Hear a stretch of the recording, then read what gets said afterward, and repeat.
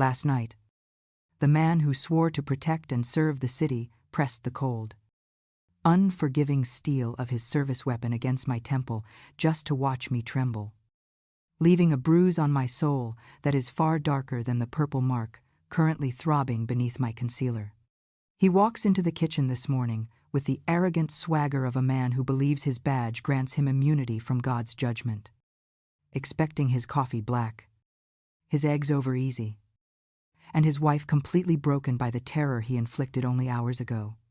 I pour the dark roast into his favorite ceramic mug, the steam rising in the morning light as I place his perfectly ironed uniform on the chair, moving with the silent, practiced efficiency of a ghost that haunts its own home.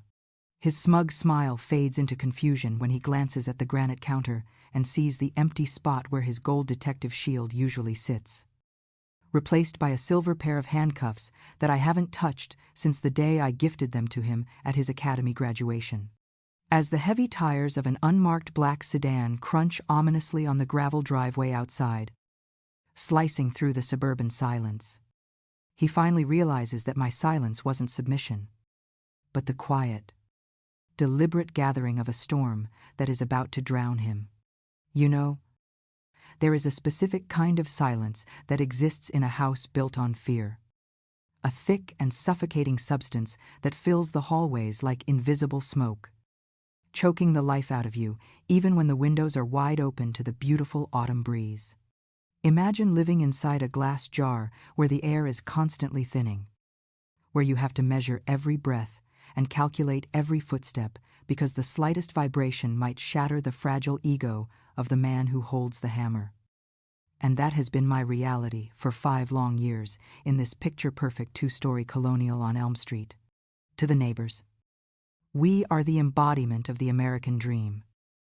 The handsome hero cop and his devoted nurse wife, living behind a white picket fence that I paint every spring to hide the rot in the wood. But they don't see the invisible prison bars that cover every window or the way I flinch when the garage door opener rumbles like distant thunder. I have spent years perfecting the art of becoming invisible, shrinking myself down until I was nothing more than a shadow in the corner, trading my voice for peace and my dignity for safety, falsely believing that if I just loved him enough to absorb his darkness, he would eventually find his way back to the light. But last night, staring down the barrel of a Glock 19, I finally understood that some darkness doesn't want to be illuminated. It just wants to consume everything in its path until there is nothing left but ash and bone. The morning sun is filtering through the sheer curtains, casting long, distorted shadows across the kitchen floor that I scrubbed on my hands and knees at 3 a.m, trying to erase the phantom stains of my own terror. My body aches with a dull, throbbing rhythm that matches the ticking of the grandfather clock in the hallway. A physical reminder of the way he shoved me against the wall before dragging me into the bedroom. And every movement I make sends a sharp spike of pain radiating from my ribs. I stand at the stove, watching the bacon sizzle in the cast iron skillet, the grease popping and spitting like tiny insults, and the savory smell of breakfast feels nauseatingly normal in contrast to the chaos that is screaming inside my head. I am wearing my high-necked navy blue dress, the one he hates because he says it makes me look like a nun. But today I am not dressing for his approval. I am dressing for a funeral. Specifically the funeral of the marriage I spent half a decade trying to resuscitate. I carefully crack 2 eggs into the pan, watching the whites turn opaque. And I think about how fragile they are, how easily they break, and how for the longest time I thought I was just like them, a shell waiting to be crushed by his heavy hand. But as I flip the eggs with a steady hand, I realize that I am not the egg. I am the cast iron skillet, forged in fire and hardened by heat, capable of enduring the flames without melting. And today, I am going to serve him a plate of consequences that will be impossible to swallow. My mind keeps flashing back to the horrific events of last night, playing the memories on a loop like a corrupted video file that I can't delete. Specifically, the moment when the alcohol turned his eyes from the warm hazel I once loved into two black pits of malice. He had come home smelling of stale bourbon and that cheap, cloying perfume that I've smelled on his collar a dozen times before. And when I dared to ask if he wanted dinner, he exploded, accusing me of judging him, of thinking I was better than him just because I save lives while he deals with the scum of the earth. He pulled his gun from the holster, the leather creaking like a warning shot, and he forced me to sit on the edge of the bed, his voice slurring as he told me that we were going to play a game to test my loyalty. I remember the metallic taste of adrenaline flooding my mouth, bitter and sharp like a copper penny, as he spun the cylinder, the clicking sound echoing in the silent room like the countdown of a bomb. And then he pressed the muzzle against my temple, the cold metal biting into my skin. He laughed, a low, guttural sound that made my blood run cold, and he whispered that I was his property, his suspect, and his prisoner. And then he pulled the trigger. The empty click hitting my eardrum like a thunderclap, followed immediately by his roar of laughter as I collapsed to the floor, shaking uncontrollably while he simply holstered the weapon and passed out on the bed. I didn't sleep a single second after he lost consciousness. Instead, I lay there in the darkness, listening to his heavy, rhythmic snoring, a sound that used to comfort me but now sounded like the growl of a sleeping predator. I got up and walked to the bathroom, staring at my reflection in the mirror, tracing the purple bruise blooming on my temple where the gun had pressed. And I realized that the woman staring back at me was a stranger, a hollow shell of the vibrant, hopeful nurse who used to believe in healing. I washed my face with ice-cold water, scrubbing my skin until it was raw, trying to wash away the feeling of his hands, the smell of his sweat, and the sensation of absolute powerlessness that had paralyzed me. Then, I walked into the living room and saw the digital photo frame cycling through our memories. A slideshow of Lizus at the beach, us at Christmas, us at his promotion ceremony where I pinned that badge on his chest with trembling hands. So proud of the man I thought he was. I walked over to the table where he had carelessly tossed his gun belt and his badge, that golden shield that represented honor, integrity, and justice. Symbols that he had desecrated every single day. He came home and treated his wife like a criminal. I picked up the badge, feeling its weight, and for a moment I wanted to throw it through the window. But then a cold, calculating calm washed over me, a clarity so sharp it felt like a scalpel cutting through the infection of my love. I moved through the house like an operative behind enemy lines, gathering the scattered pieces of my dignity and assembling them into a weapon. Starting with the recording I had managed to capture on my phone during his game last night, I uploaded the file to a secure cloud server, then emailed a copy to 3 different addresses, ensuring that even if he destroyed my phone, the evidence of his cruelty would survive him.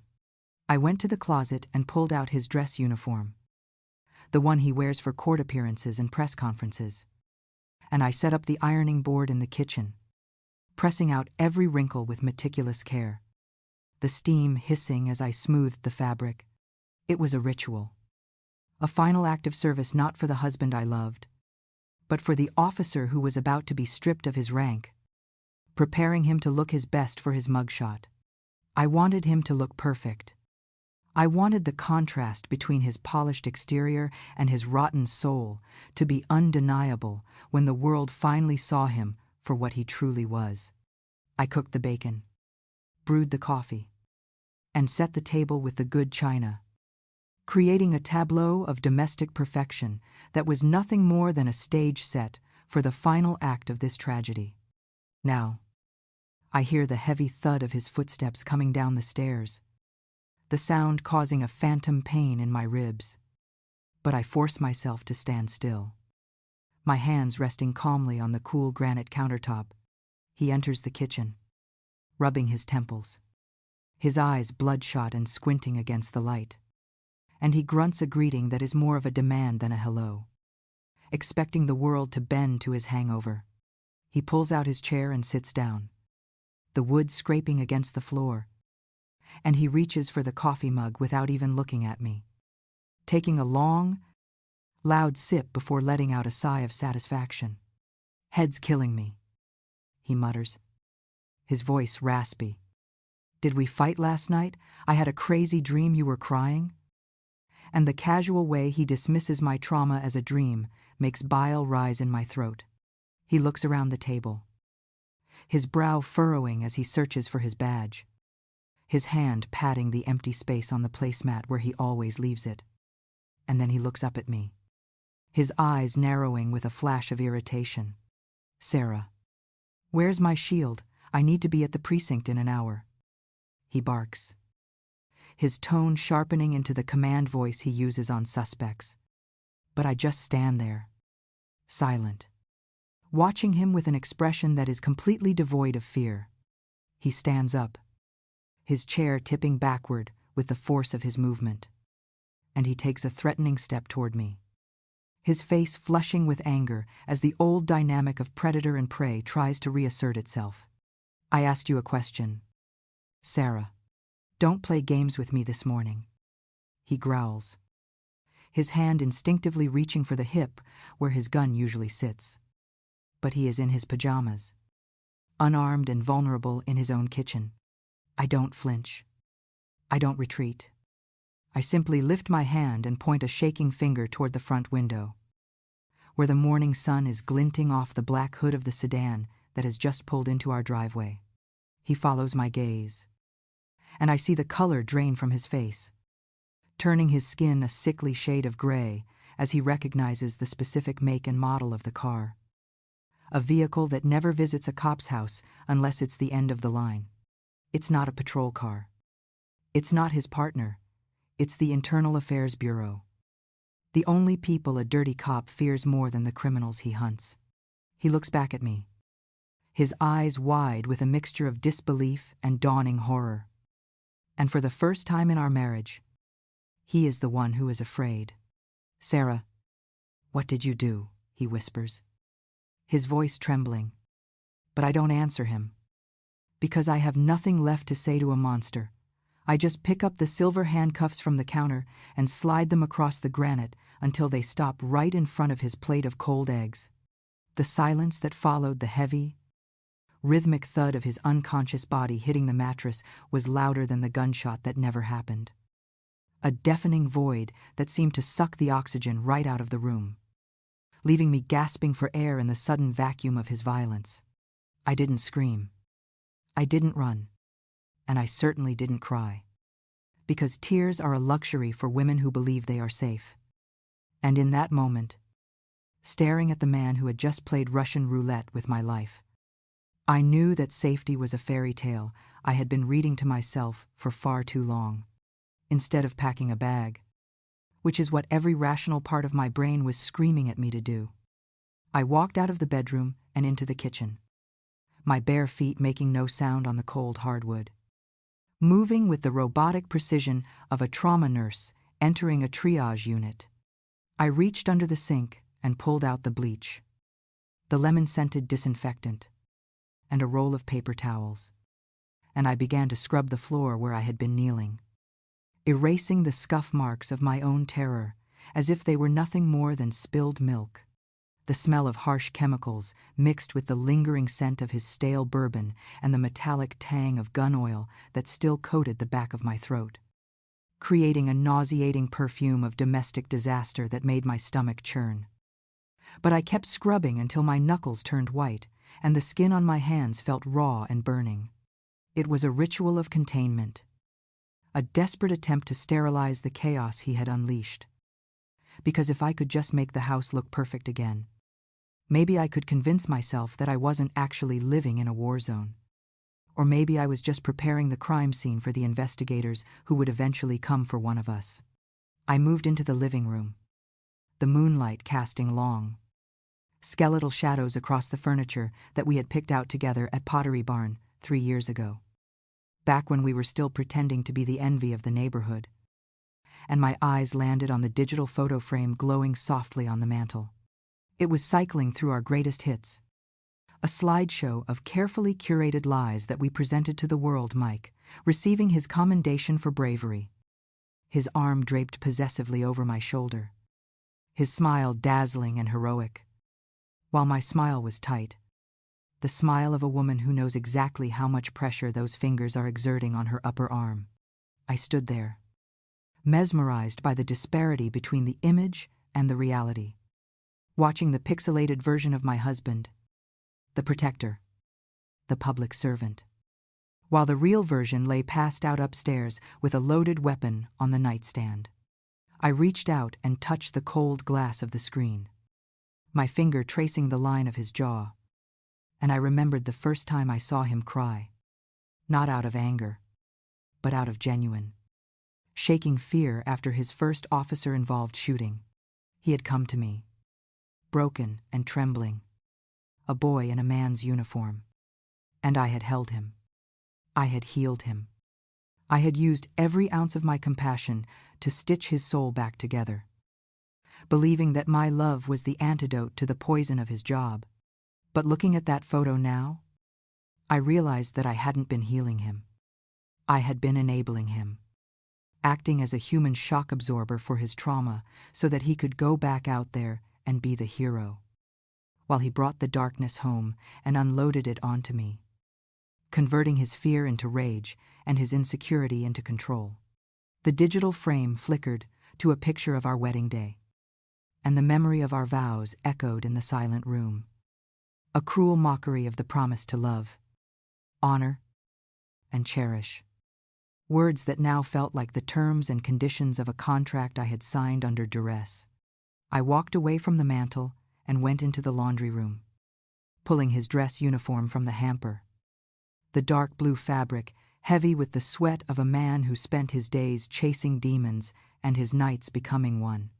I set up the ironing board, the metal legs screeching softly against the tile, a sound that made me wince and glance toward the ceiling, terrified that he might wake up.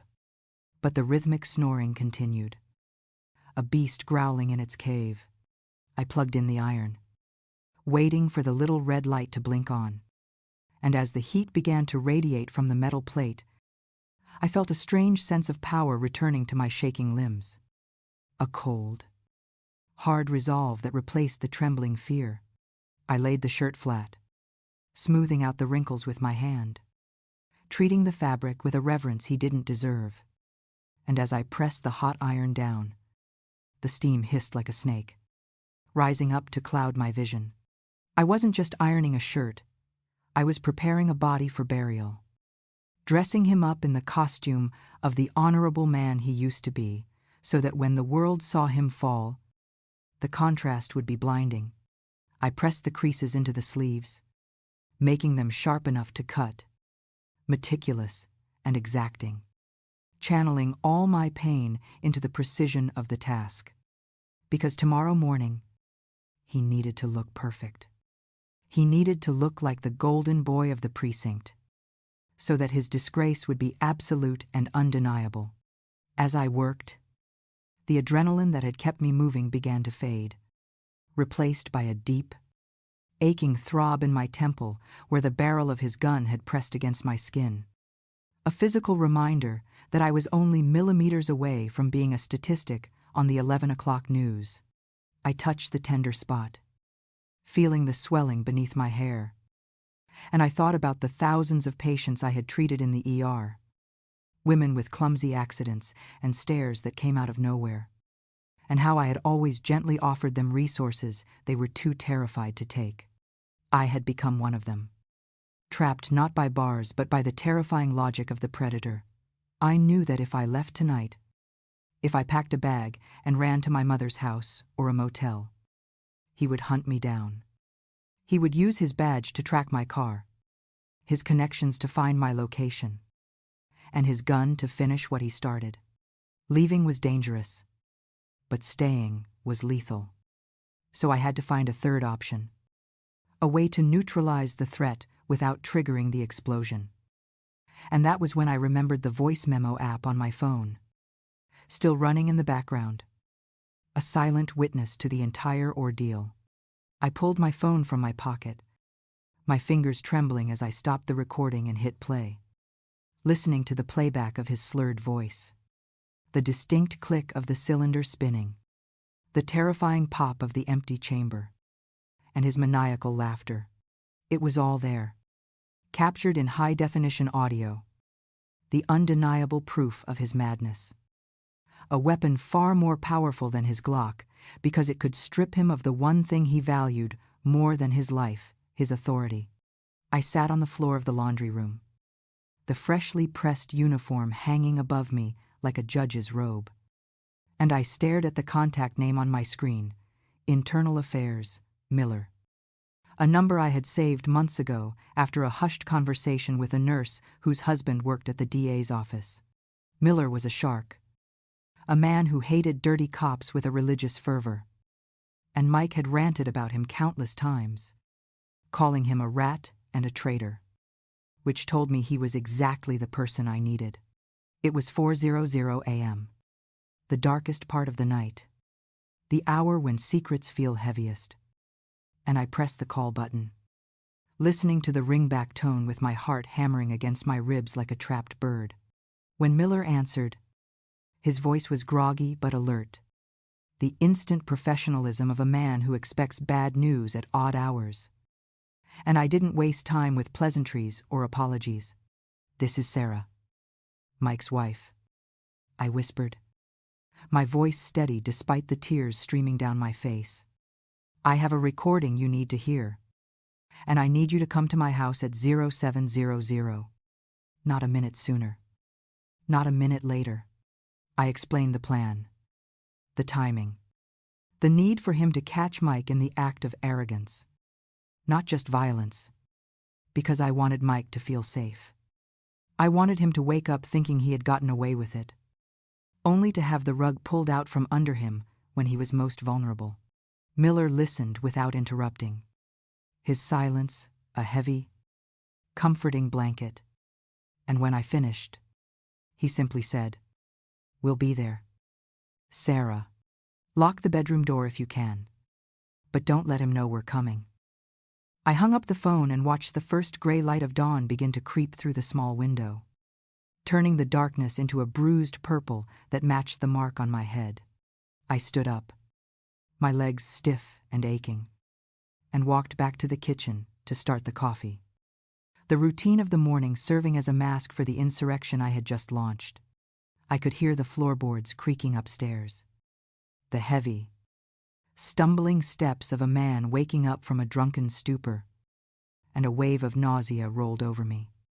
But I forced it down, replacing it with a cold, detached hatred. I set the table, placing his fork and knife with geometric precision.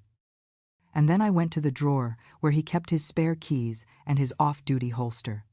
I took the silver handcuffs, the ones I had engraved with his badge number for our first anniversary, a gift that was meant to be romantic but now felt like a prophecy. I held them in my hand, the metal cold and heavy, and I realized that for years I had been the one in chains, bound by his expectations, his anger, and my own fear. Today, the cuffs were changing hands. I heard the shower turn on upstairs, the pipes groaning, and I took a deep breath, smoothing the front of my dress, waiting for the performance of a lifetime to begin.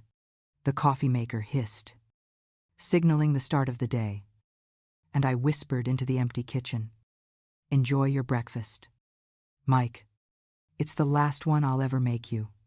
There was a time when the man sitting across from me didn't smell like bourbon and betrayal, but rather like rain and cheap vending machine coffee.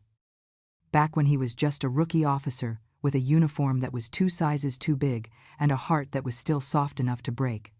I remember the exact night the darkness first took root in him. A stormy Tuesday in November 5 years ago, when he came home from a shift soaked to the bone, shivering not from the cold but from the memory of pulling a 6-year-old girl's body out of a storm drain in the lower district. He didn't speak a word that night. He just collapsed onto the linoleum floor of our tiny starter apartment, weeping with the raw, guttural sound of a man who has seen the absolute absence of God. And I held him for hours, stroking his wet hair and whispering that it would be okay, that he was safe here with me. That was the night he decided that the world was a chaotic, evil place that needed to be beaten into submission. And since he couldn't control the streets, he decided he would control the one thing that was within his grasp, which was me, his loving, naive wife who mistook his trauma for depth and his possessiveness for protection. I watched the light in his eyes slowly harden into steel. The gentle boy who used to bring me wildflowers from the roadside, replaced by a cynical patrolman who saw a potential criminal in every face, including the woman sleeping next to him. The decay of his soul didn't happen in a single explosion, but was a slow, corrosive rust that ate away at the shiny surface of our marriage. Starting with the way he began to police our bank account with the same suspicion he applied to a drug bust. It started with him questioning a $10 receipt for a lunch with my sister, his voice low and dangerous as he accused me of being irresponsible with his hard-earned money. Even though my salary as an ER nurse paid the mortgage, he took away my credit cards for my own good, replacing them with a cash allowance that I had to beg for every Monday morning, turning me from an equal partner into a dependent child who had to justify every tampon and every carton of milk. He began to hate my job, resenting the fact that I saw other men, even if they were dying patients. And he would interrogate me for hours after every shift, demanding to know who I spoke to, who I touched, and why I smelled like hospital antiseptic instead of the dinner he expected to be on the table. I stopped wearing makeup. I stopped laughing with my friends on the phone. And I started walking on eggshells, convincing myself that his controlling behavior was just a side effect of the stress, a temporary symptom of a difficult job that I could cure if I just loved him patiently enough. I became an expert at making excuses, telling my family he was just protective, telling myself he was just worried, while the walls of my life slowly closed in until the only window left open was the one he allowed me to look through. The violence didn't arrive with a fist, but with a grip, a cold and professional maneuver designed to subdue a suspect, which he used on me for the first time 3 years ago when I accidentally broke his favorite coffee mug. I remember the shock more than the pain. The way he didn't scream or yell but simply grabbed my wrist and twisted it behind my back, forcing me face first into the wall with the practiced efficiency of a veteran cop.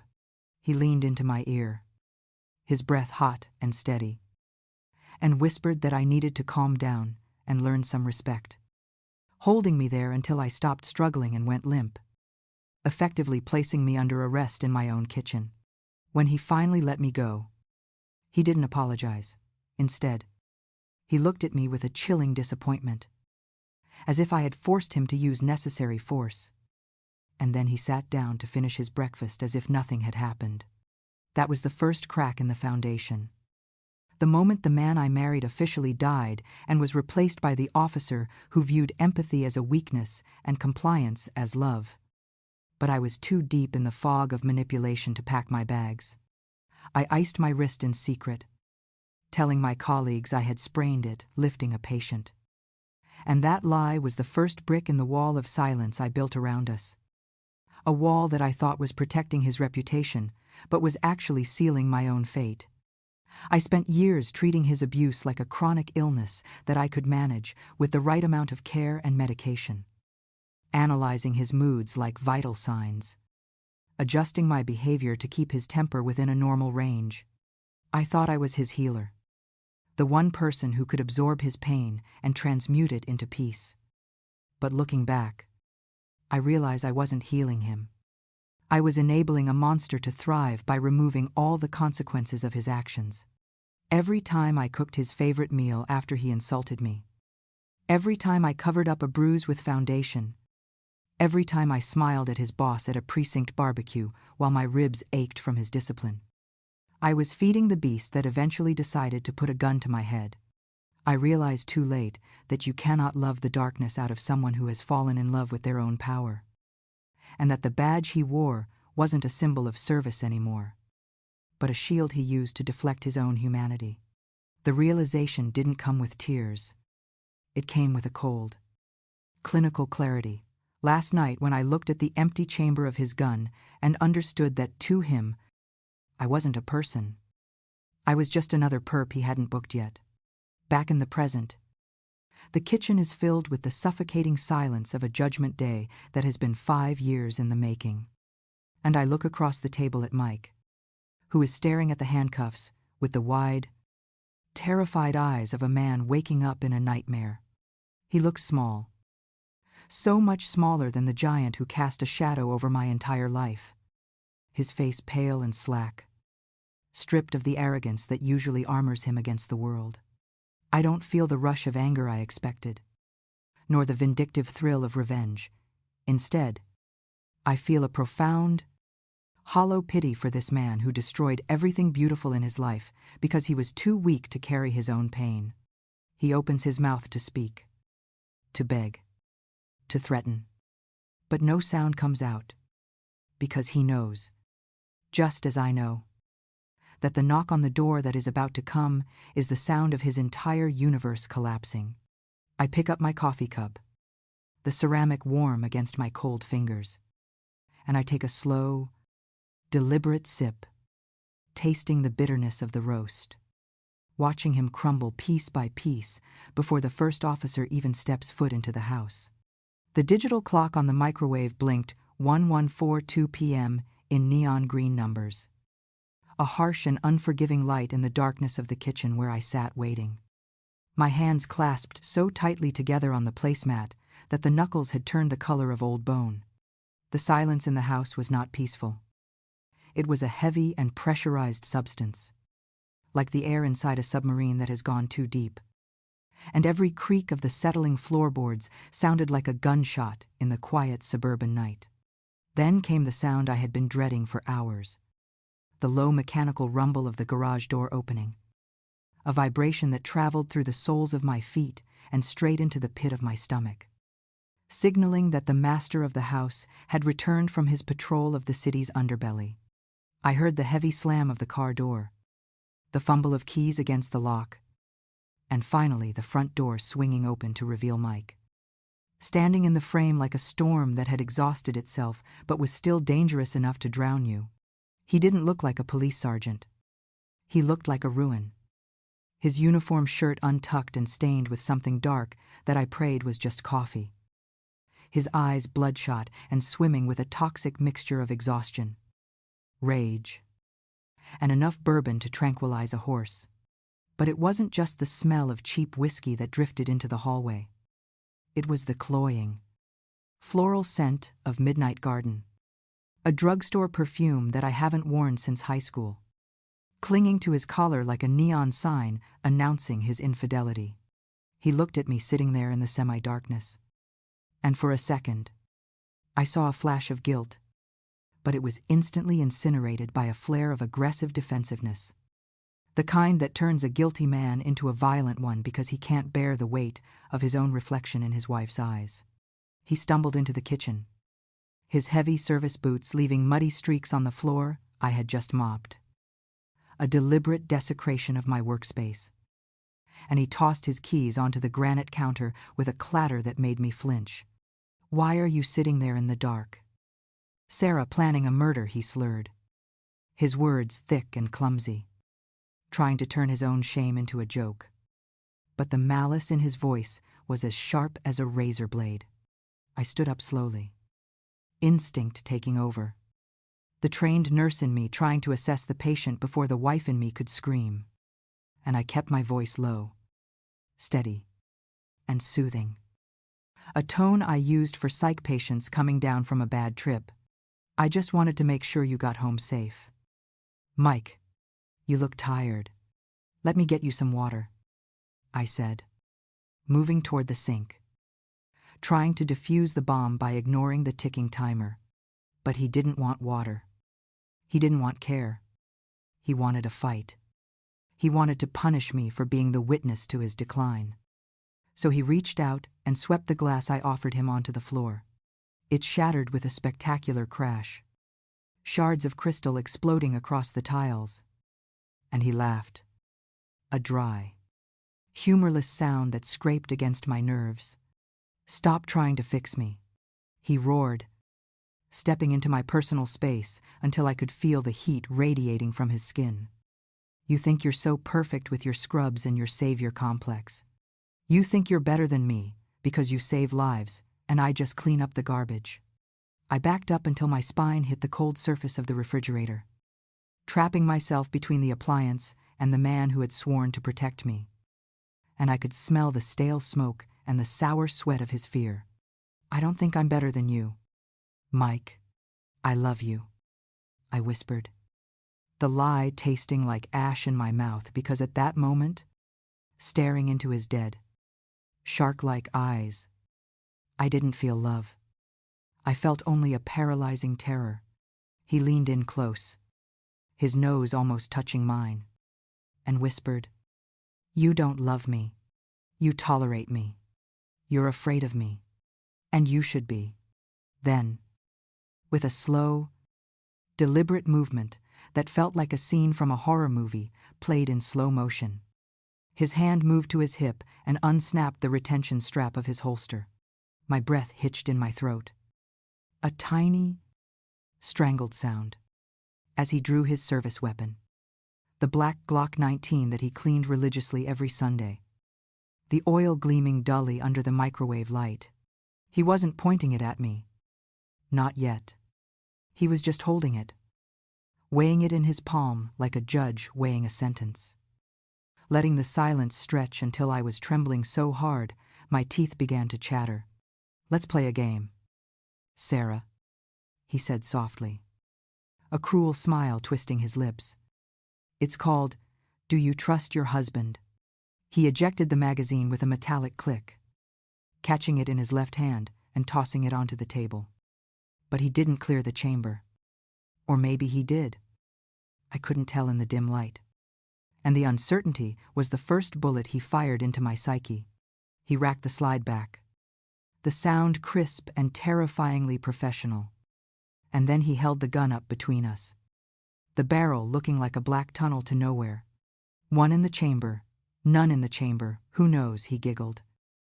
A sound that was so incongruous with the deadly weapon that it made my blood run cold. He took a step closer and pressed the muzzle against my temple, right at the hairline. And the sensation was shocking. The metal was ice cold against my feverish skin. A small, circular point of contact that became the center of my entire universe.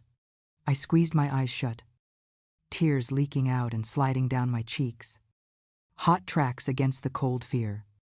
And I held my breath, waiting for the end, waiting for the loud noise that would be the last thing I ever heard.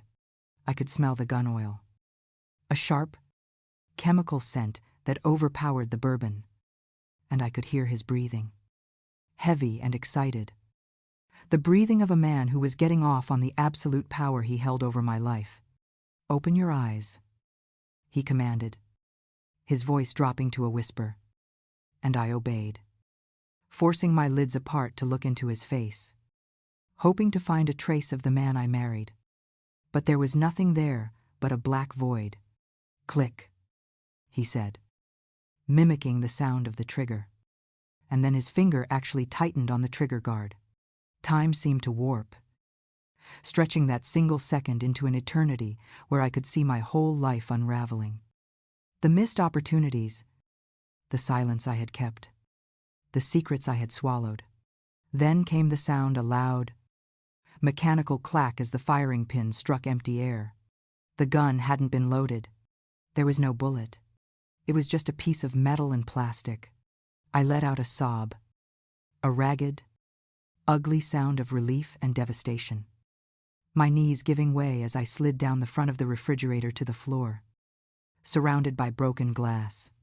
Mike looked down at me, and then he threw his head back and laughed, a full-throated roar of amusement. as if my terror was the punchline to the funniest joke he had ever heard. "You should have seen your face," he wheezed, holstering the empty gun with a swagger. "You really thought I'd do it. You have no faith." "Sarah, no faith at all." He stepped over me, his boot crushing a piece of glass into dust, and walked out of the kitchen without looking back, leaving me huddled on the floor in a puddle of my own indignity. I heard him climb the stairs, heavy and clumsy, heard the bedroom door slam, and then, within minutes, the sound of his snoring began to drift down through the ceiling vents. He was asleep. He had just simulated my execution, shattered my soul, and now he was sleeping the peaceful sleep of the innocent. I sat there for a long time, the cold tile leaching the warmth from my legs, staring at the empty magazine he had left on the table. That was the moment the fear finally burned itself out, leaving behind something harder, colder, and much more dangerous. I wasn't his wife anymore. I was a survivor. And as I looked at the scattered shards of glass around me, I realized that some things can never be glued back together. They can only be swept away. I reached for the edge of the counter and pulled myself up, my movements stiff but steady, and I walked toward the phone. The tears had stopped. The shaking had stopped. The trial was over, and the sentencing was about to begin. The harsh hum of the bathroom fluorescent light was the only sound in the house at 4:15 a.m., buzzing like a trapped insect against the silence as I leaned over the porcelain sink, staring at the stranger in the mirror. I wasn't Sarah the wife anymore. I was Nurse Sarah, a triage specialist assessing a patient who just happened to be me. My fingers probing the tender, swelling hematoma on my right temple where the cold steel of the gun barrel had kissed the bone hours earlier. The skin was already turning a sickly shade of violet, blooming like a poisonous flower against my pale complexion. And I reached into the medicine cabinet with steady hands to retrieve the arnica gel and the heavy-duty concealer I usually reserved for patients trying to hide similar secrets.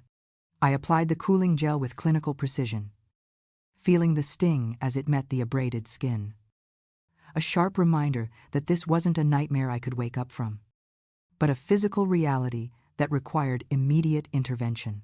My eyes were dry, burning with the grit of sleeplessness, but I forced them to remain wide and clear, checking my pupils for concussion signs, ensuring that my brain was sharp enough for the surgical strike I was about to execute.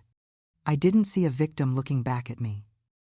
I saw a woman who had finally run out of forgiveness, a woman who was done stitching up her own heart just so someone else could tear it open again.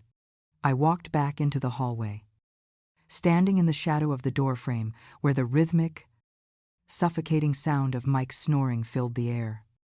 A beast slumbering in its cave after a night of hunting. And for a fleeting second, the urge to pack a bag and run gripped me like a panic attack. I could grab my keys, drive until the gas tank was empty, maybe head to my mother's place in Ohio, or disappear into the anonymity of a motel on the interstate. But as I looked at his badge resting on the dresser, I knew that running was just a delayed sentence. Mike was a cop, a man with access to license plate readers, credit card trackers, and a brotherhood of officers who would believe his story about a mentally unstable wife long before they listened to my truth. If I ran, I would spend the rest of my life looking over my shoulder, flinching at every siren, waiting for the day he found me. And he would find me, because his ego wouldn't allow a possession to simply walk away. No. The only way to escape a predator who knows your scent is to stop running and become the hunter yourself. To lure him into a trap so public and so undeniable that his badge becomes his handcuffs. I wasn't going to leave this house as a fugitive. I was going to walk out the front door as a free woman, leaving him behind in the ruins of the life he destroyed. I retreated to the guest room at the far end of the hall, closing the door softly until the latch clicked, creating a temporary soundproof booth for the calls that would dismantle my marriage. My thumb hovered over the contact for internal affairs. a number I had saved under pizza delivery months ago. And when I pressed call, the line rang 3 times before Detective Miller picked up. His voice raspy with sleep, but instantly alert. "It's done," I whispered, my voice flat and devoid of emotion. He threatened me with his service weapon. I have the recording. "Come at 0700. Not a minute sooner. And before he could ask if I was safe, I hung up. Because safety was no longer the priority. Justice was. Next. I dialed the hospital's automated shift line, punching in my employee ID code with mechanical efficiency to report an absence for the first time in 5 years. Personal emergency.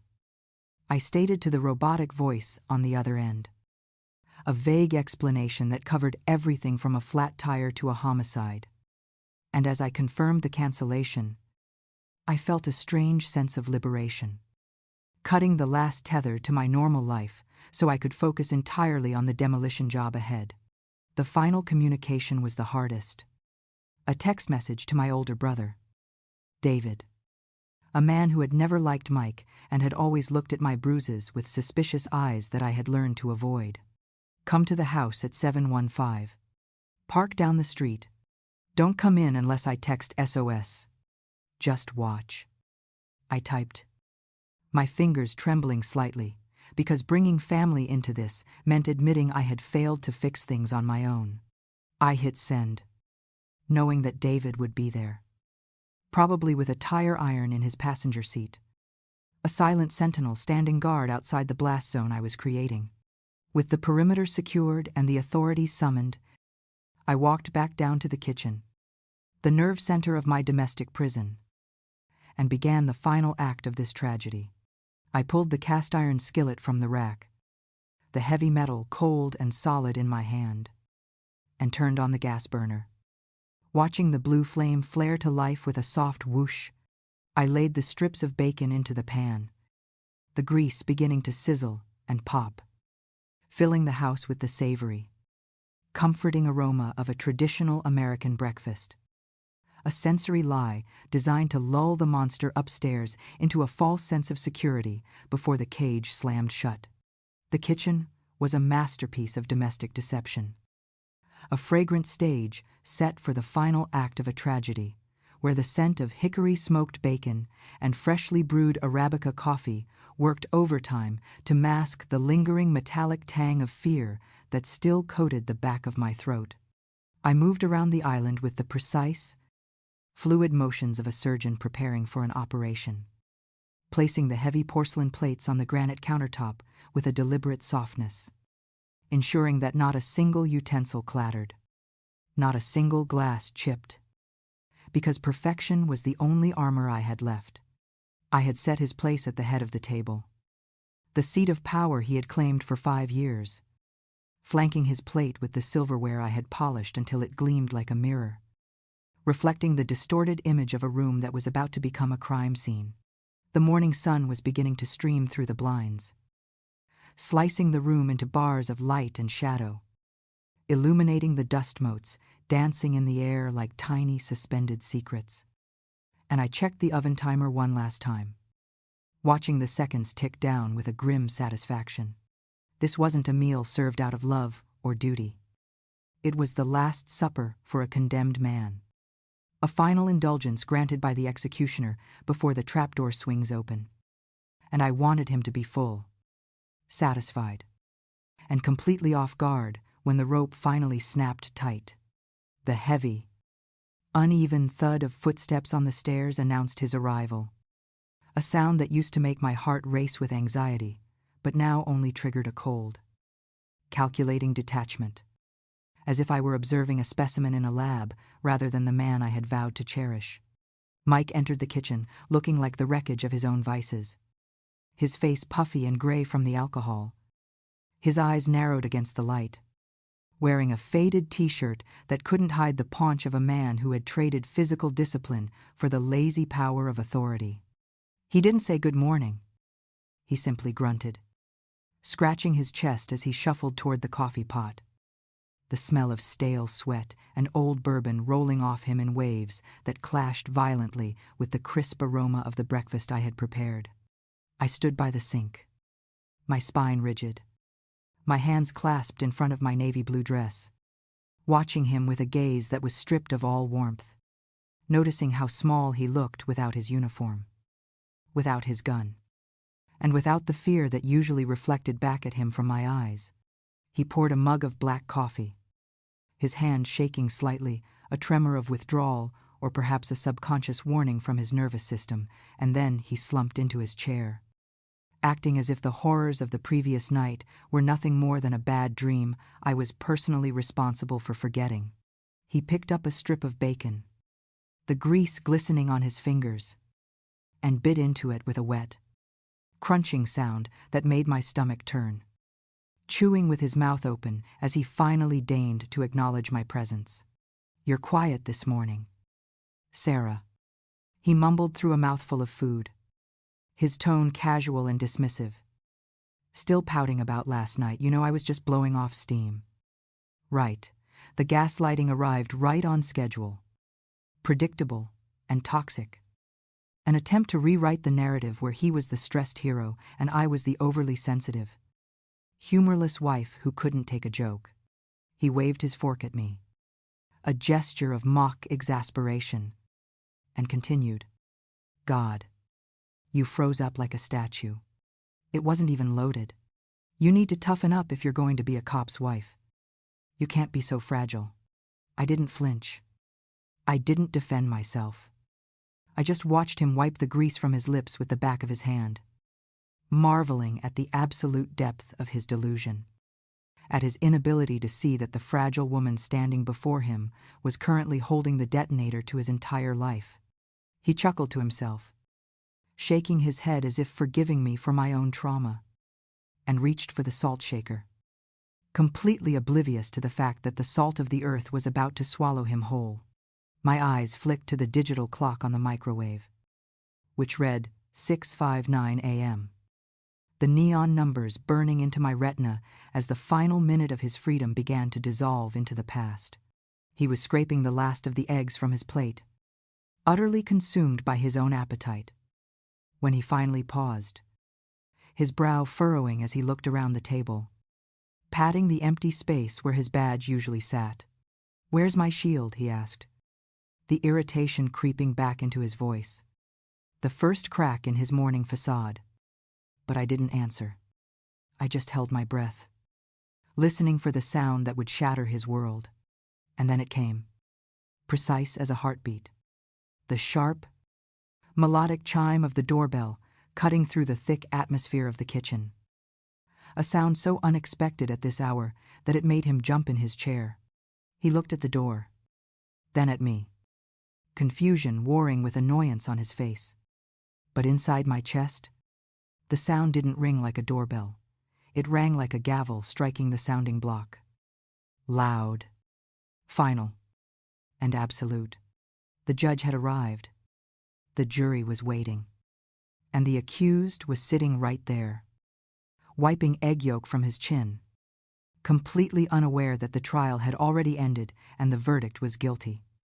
The doorbell's chime hung in the stale air of the kitchen like a suspended sentence, vibrating against the porcelain plates and the tense silence that had settled between us. A sharp and cheerful intrusion that felt violently out of place in a room heavy with the unspoken threat of violence. Mike slammed his coffee mug down on the granite countertop, the dark liquid sloshing over the rim to stain the pristine surface, and his face contorted into a mask of aggressive irritation. The expression of a man who believes his castle is being besieged by a peasant. "Who the hell is bothering us at this hour?" he barked, his voice rough with the remnants of last night's whiskey and this morning's arrogance. Probably some damn solicitor or a neighbor whining about the hedges. "Get rid of them, Sarah, and tell them if they ring that bell again, I'll arrest them for harassment." He waved his hand dismissively, a gesture of absolute command that he had used on me 1,000 times, expecting me to shrink, to obey, to scurry to the door and lie on his behalf while he finished his bacon in peace. But for the first time in 5 years, my feet didn't move to the rhythm of his voice. They moved to the beat of my own racing heart. A drum of rebellion that was pounding so loud I wondered if he could hear it across the kitchen island. I didn't say yes, Mike. Nor did I apologize for the interruption. Instead, I simply turned my back on him. A physical rejection of his authority that felt as dangerous and exhilarating as walking a tightrope without a net.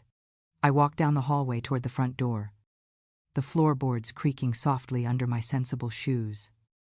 And the distance felt infinite, like I was walking through a tunnel that connected 2 different lives, the life of a victim behind me and the life of a survivor ahead.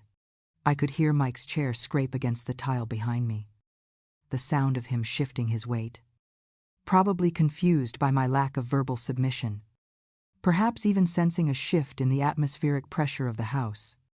But he didn't follow me.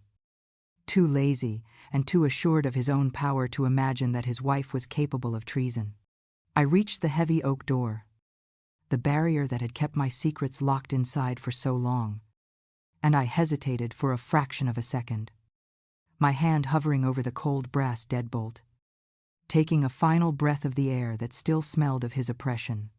I saw my reflection in the side window, a pale, determined woman with a bruise hidden under layers of concealer, and I nodded to her, a silent pact that there was no turning back. No more hiding. No more lies. I turned the lock, the mechanism sliding back with a solid end of it, satisfying thunk that sounded like the cocking of a weapon, and I pulled the door open, letting the bright, unfiltered morning sunlight flood into the dark foyer, blinding me for a moment before my eyes adjusted to reveal the reckoning standing on my porch.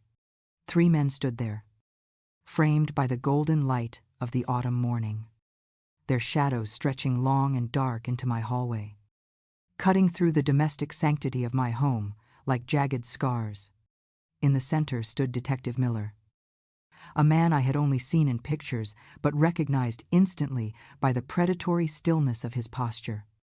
A shark in a cheap gray suit who was known throughout the precinct as the cop killer because he hunted his own kind with a relentless, cold-blooded efficiency. He didn't look like a savior. He looked like a natural disaster. His face carved from granite, his eyes hidden behind dark aviator sunglasses that reflected the distorted image of my suburban lawn. And he held a leather portfolio in his hand as if it were a weapon.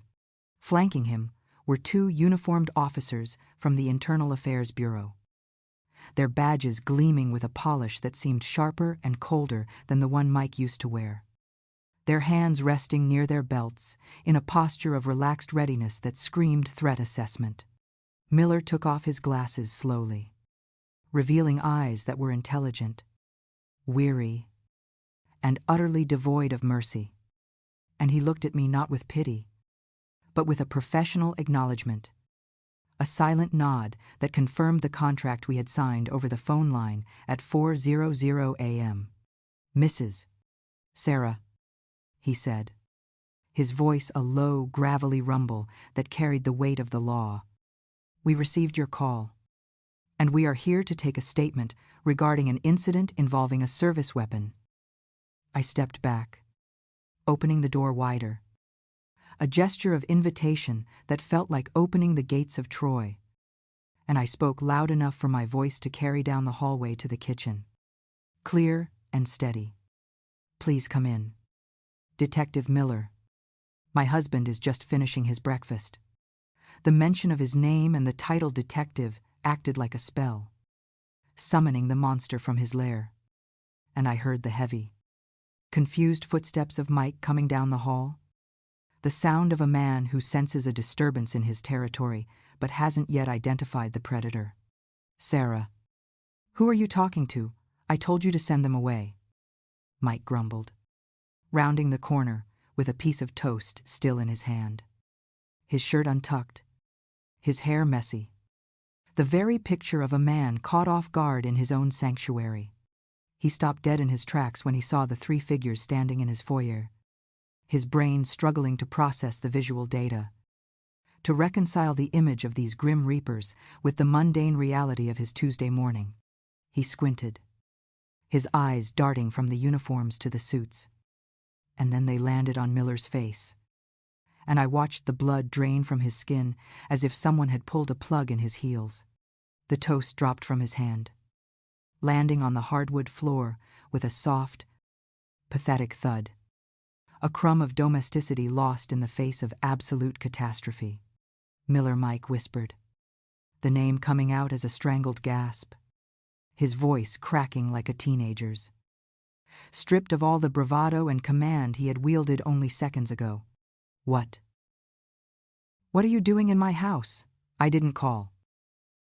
There's no protocol for this, he stammered, taking a clumsy step backward, his body instinctively trying to retreat from the alpha predator standing in his hallway. Miller didn't blink, didn't smile, didn't offer a handshake.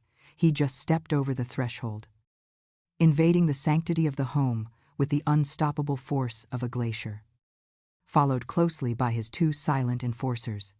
We aren't here for a social call, Sergeant, Miller said, emphasizing the rank with a biting sarcasm that made Mike flinch. We're here because your wife filed a complaint alleging assault with a deadly weapon. Specifically, your department-issued Glock 19.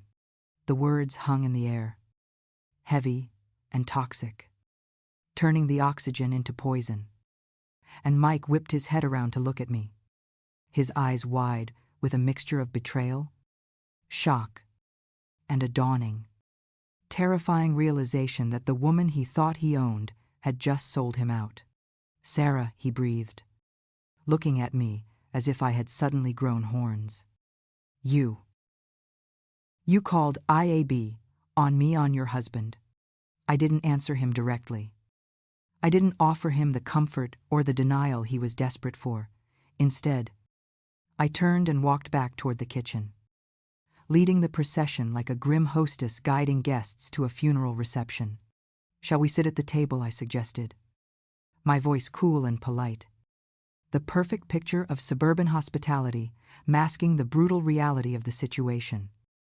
I walked into the kitchen and stood by the island, placing my hand on the counter near the spot where I had left the handcuffs, grounding myself in the physical reality of my victory.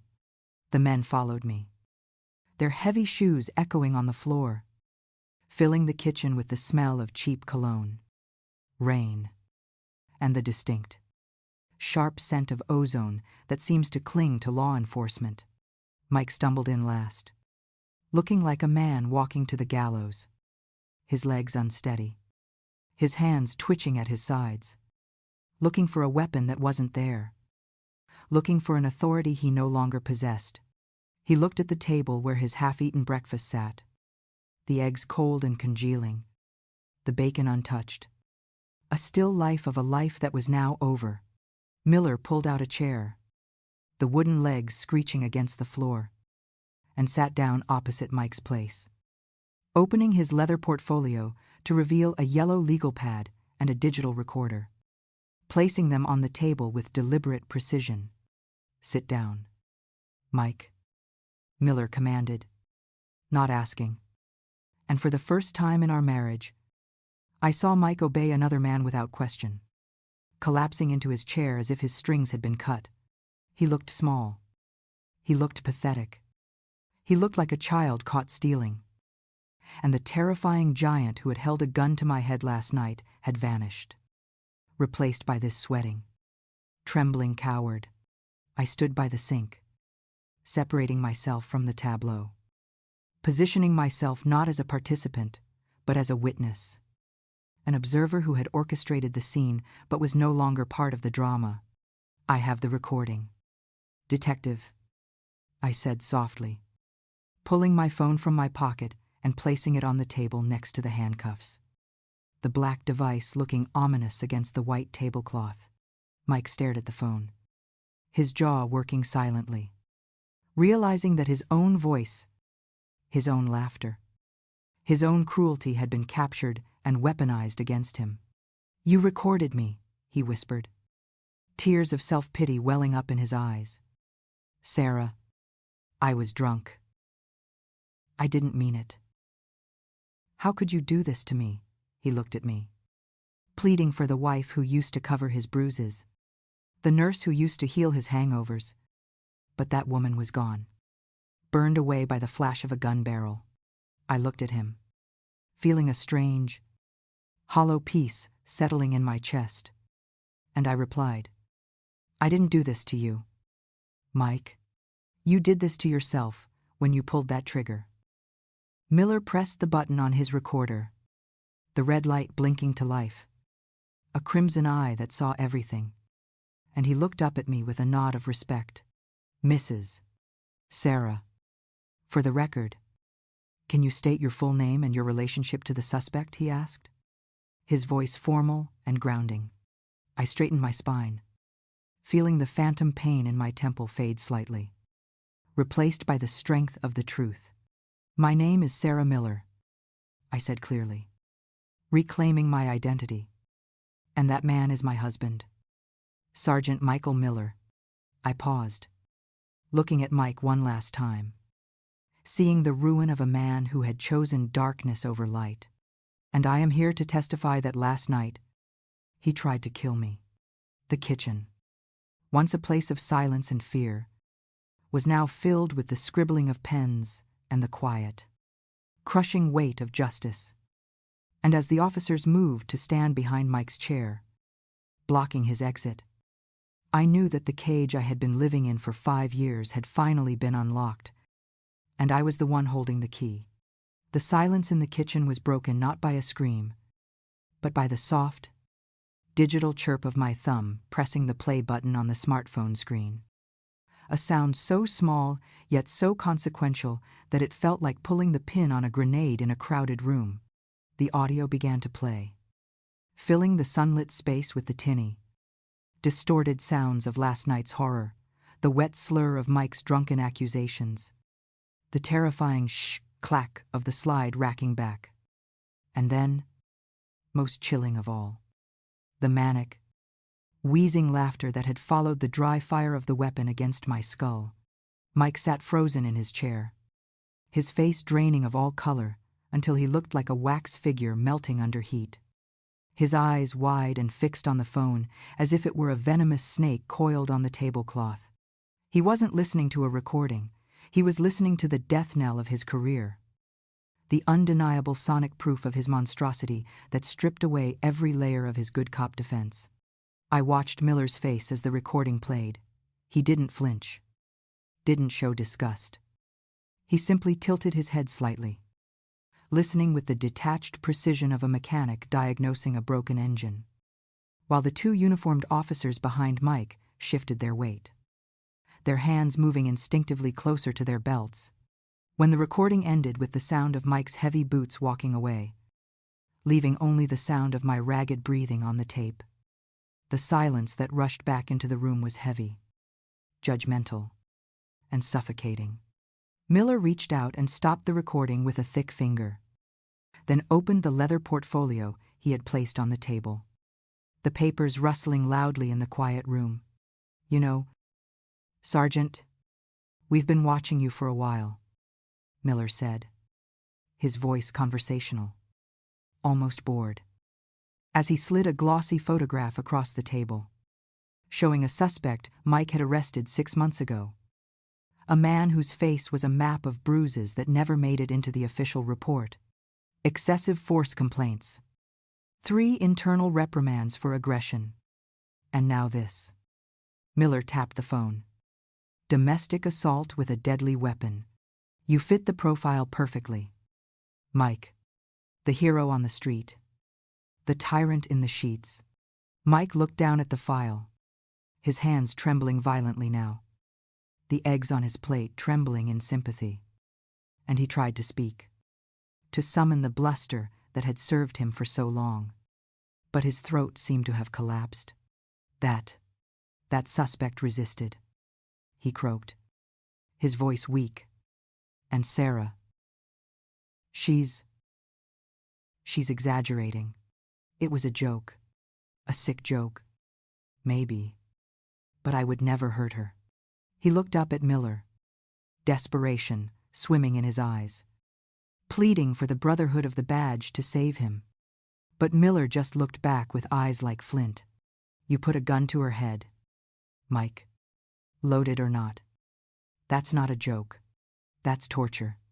And in the eyes of the law, that's assault with intent. Realizing that the legal ground had crumbled beneath his feet, Mike pivoted instantly to the only weapon he had left: emotional manipulation. The tool he had used to keep me in line for 5 years.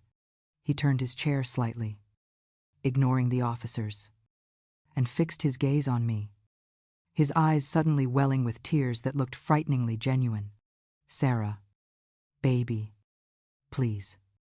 He whispered, his voice cracking with a theatrical sorrow, reaching out a hand across the table as if to touch me, though he stopped short when Miller cleared his throat. Don't do this to us. Don't destroy our family over one bad night. I'm sorry.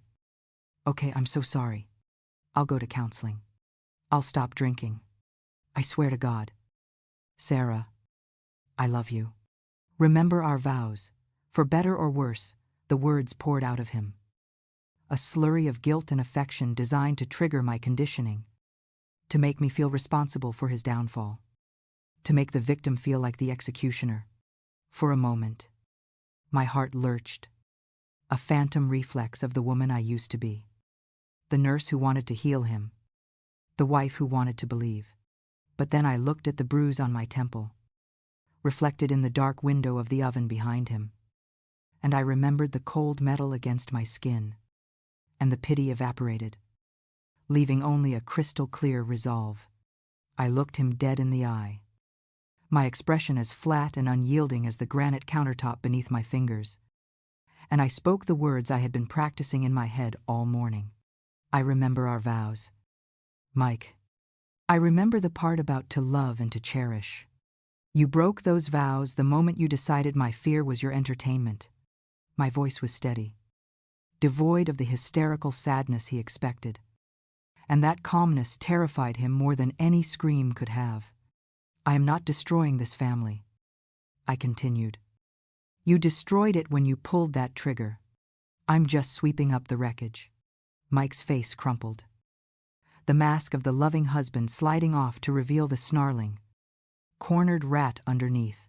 You bitch, he hissed, the venom returning instantly. After everything I provided for you, you think you can survive without me. You're nothing without me. The outburst was sudden and violent, proving exactly who he was to everyone in the room. And Miller didn't even blink. He just nodded to the officers. A silent command to end the charade. I reached out and picked up the silver handcuffs from where they lay on the table, the metal warming slightly from the morning sun. I looked at the engraving badge #49 what woe, forever a lie etched in silver, and I felt a wave of nausea. Not for him, but for the naive girl who had bought them. I didn't hand them to Mike. I slid them across the table toward Detective Miller, the metal scraping harshly against the wood. A sound of finality. Use these, I said softly. They belong to him. He likes them. Miller looked at the cuffs, then at me, a flicker of dark amusement in his eyes, and he picked them up, weighing them in his hand before standing up. Stand up, Mike, Miller ordered, his voice dropping an octave, losing all traces of casual conversation.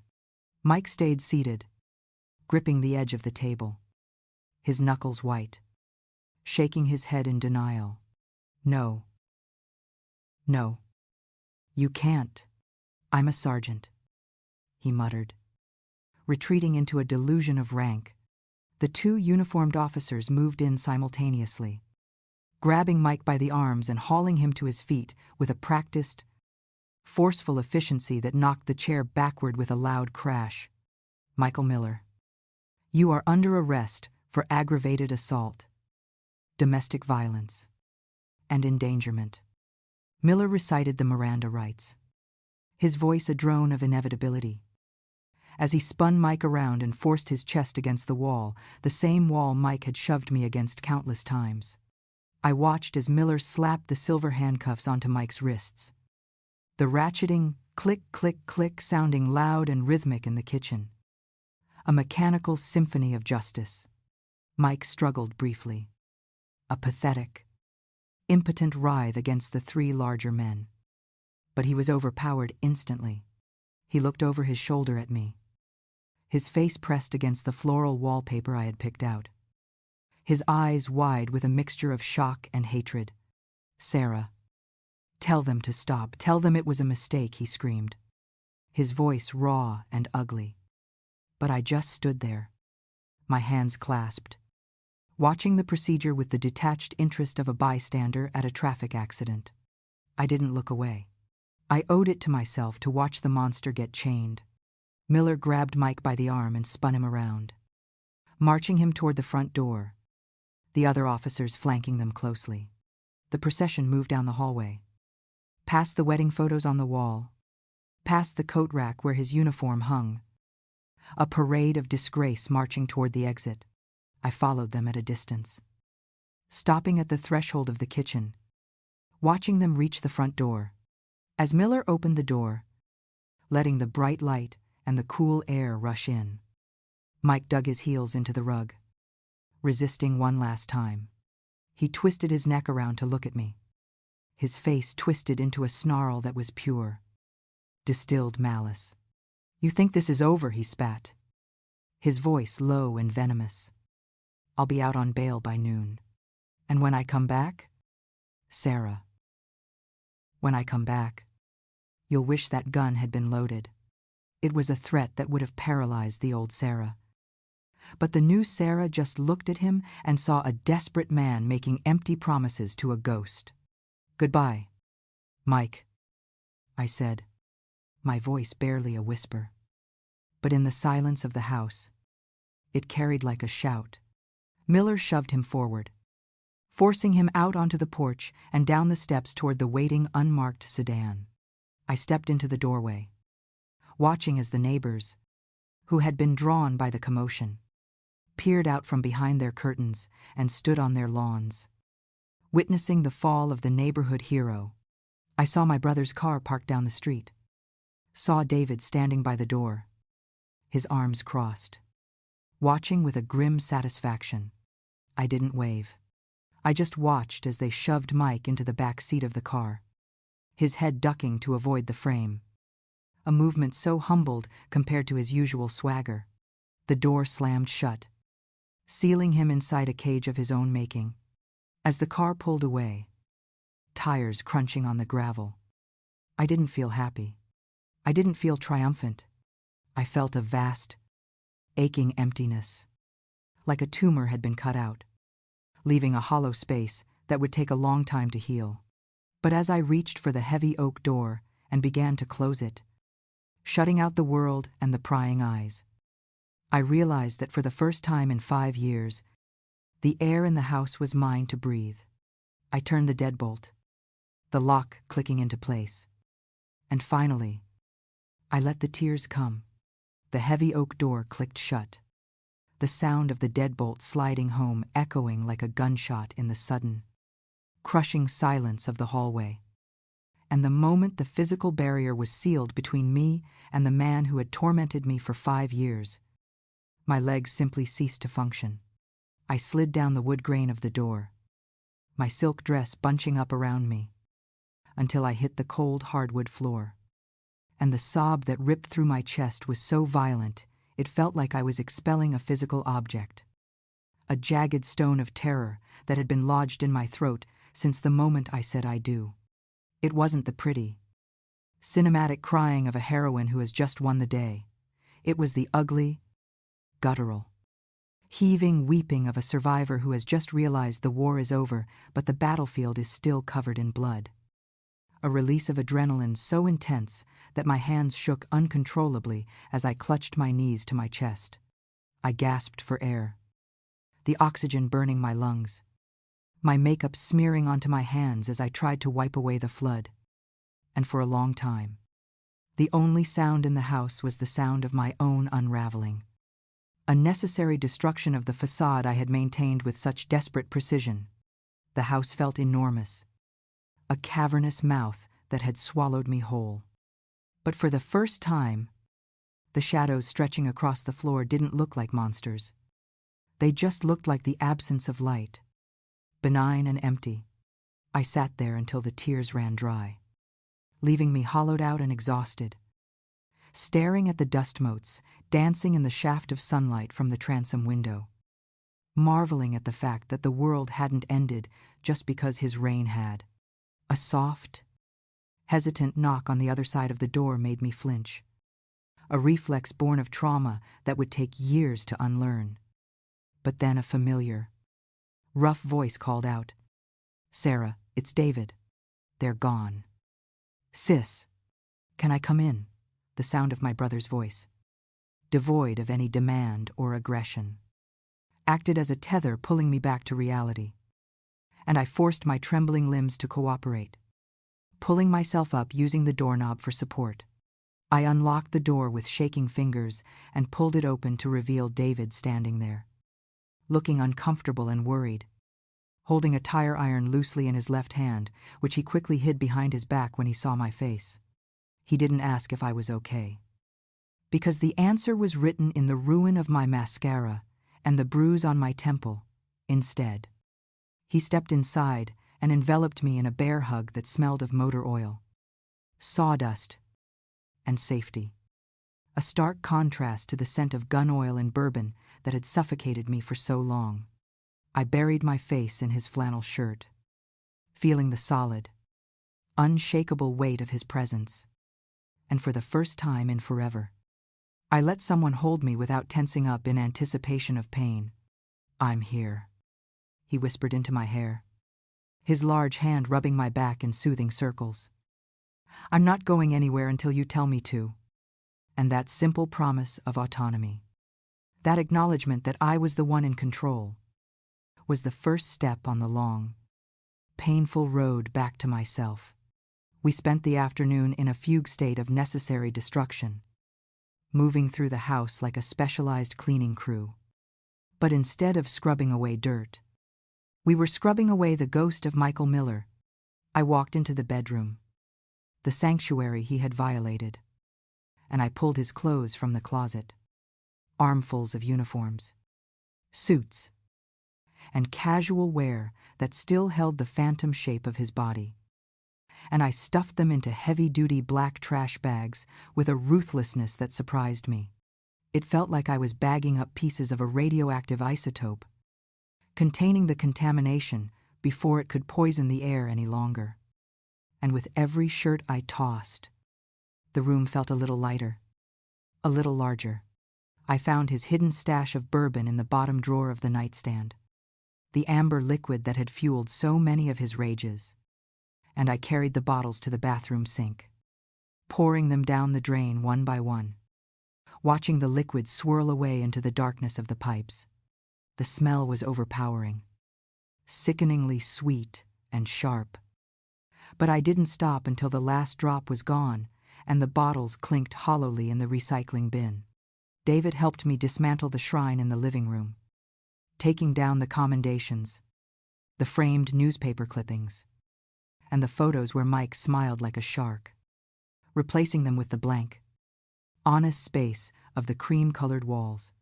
By sunset, the curb outside was lined with black bags, a physical manifestation of the baggage I was discarding. And as the garbage truck rumbled down the street the next morning, taking it all away, I felt a weight lift from my shoulders that I hadn't even realized I was carrying. 6 months later, the fluorescent lights of the county courthouse hallway hummed with a sterile timid, headache-inducing frequency as I sat on a wooden bench, smoothing the fabric of a dress that Mike would have hated because it was bright yellow, the color of a warning sign or perhaps the sun. The legal battle had been a grueling war of attrition, a series of hearings and depositions where his lawyer tried to paint me as hysterical and unstable. But the recording I had made that night was an anchor they couldn't cut loose. Mike walked out of the courtroom flanked by his attorney, looking thinner, older, and stripped of the arrogance that had once been his second skin. He was no longer Sergeant Miller. He was just a disgraced man with a suspended sentence and a lifetime ban from law enforcement, working a dead-end job in security that he despised. He stopped when he saw me, his eyes darting to my face, looking for the fear he used to plant there like a crop. But I didn't look away, and I didn't flinch. I looked at him with the detached curiosity of a tourist looking at a caged animal, acknowledging his existence but refusing to grant him any power over my emotional state. He opened his mouth as if to say something, perhaps a final insult or a desperate plea. But then he saw the peace in my eyes, a wall of calm he couldn't breach, and he simply closed his mouth, looked down at his shoes, and walked away. The restraining order in my purse was just a piece of paper, but the boundary I had built in my soul was made of reinforced concrete. And as his footsteps faded down the marble corridor, I realized that I had finally stopped waiting for the other shoe to drop. I returned to the house on Elm Street, the place that had been a prison, a crime scene, and a battleground, but which was now, finally, just a house. I walked into the kitchen, the sunlight streaming through the windows I had opened wide to let the autumn breeze chase away the stagnant air of the past. And I filled the kettle at the sink, the water rushing clear and cold. I didn't flinch when the faucet squeaked. I didn't check the clock to see if I was running late for a deadline set by someone else. And I didn't worry about the placement of the spoon on the saucer. I made myself a cup of tea, Earl Grey with a slice of lemon, and I carried it out to the back porch, sitting in the wicker chair that faced the garden I had neglected for years. The weeds were overgrown, choking the roses, but as I looked at the chaotic mess of green, I didn't see failure, I saw potential.